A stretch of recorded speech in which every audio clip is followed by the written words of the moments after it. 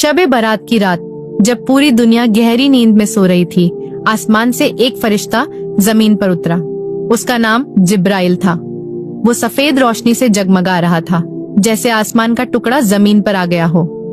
वो अल्लाह का पैगाम लेकर आया था, जिसमें लिखा था कि इस रात हर इंसान की तकदीर तय की जाएगी।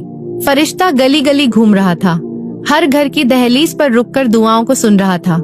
एक बूढ़ी माँ जो अपनी बेटी के लिए रो रो कर दुआ मांग रही थी, उसकी आवाज फरिश्ते के दिल को छू गई। उसने आसमान की ओर देखा और फरियाद की कि इस माँ की बेटी के नसीब में खुशियाँ लिख दी जाएं।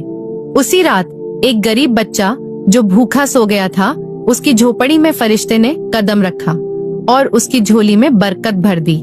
जिब्राइल ने हर उस इंसान की दुआ सुनी जिसका दिल सच्चा था और जो अल्लाह से माफी मांग रहा था। वो रात सिर्फ रोशनी और दुआओं की रात नहीं थी, बल्कि ये अल्लाह की रहमत का तोहफा थी।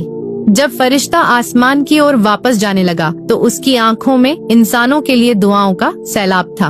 उसने अल्लाह से वादा किया कि वो अगले साल फिर आएगा और इंसानों के गुनाहों को माफ करवाने के लिए उनकी दुआएं साथ लेकर जाएगा।